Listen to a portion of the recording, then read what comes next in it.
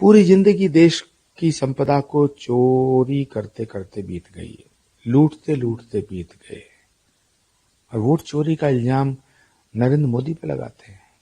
नरेंद्र मोदी जी का जीवन का एक एक पल इस राष्ट्र को समर्पित है। ना उनका कुछ निजी सामान है, ना उनकी कुछ निजी संपदा है। सत्ता के सिंहासन पर बैठ के ये देश को लूटना चाहते हैं। कभी कहते हैं राफेल में चोरी हुई, कभी कहते हैं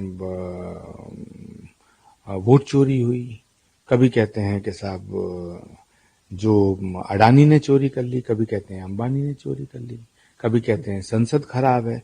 तो बेसिकली इनका जो विश्वास है वो भारतीय लोकतंत्र और भारत के संविधान में नहीं है, भारत की संसद में नहीं है, भारत की सर्वोच्च अदालत में नहीं है, सनातन में नहीं है।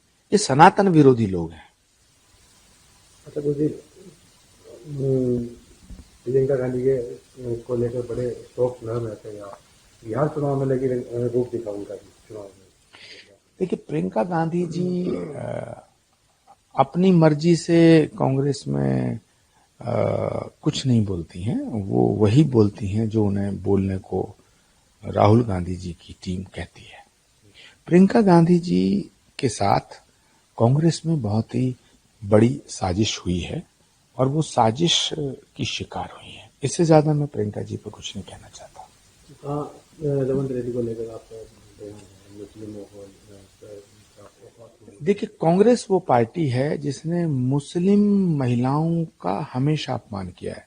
शाहबानो के केस में सुप्रीम कोर्ट ने ये फैसला दिया कि 3 तलाक को हटा दिया। 3 तलाक नहीं होना चाहिए। 3 तलाक शरीयत के हिसाब से, इस्लाम के हिसाब से भी गलत है, और 3 तलाक कानून के हिसाब से भी गलत है। सुप्रीम कोर्ट ने हटा दिया, लेकिन कांग्रेस की सरकार ने उसे फिर बहाल कर दिया। तो मुसलमान बहनों का, जो मुस्लिम बहनों का जो सम्मान नरेंद्र मोदी जी ने किया है, वो तो उसके लिए कोई सबूत की जरूरत थोड़ी है। दुनिया के सामने 3 तलाक को हटाया गया।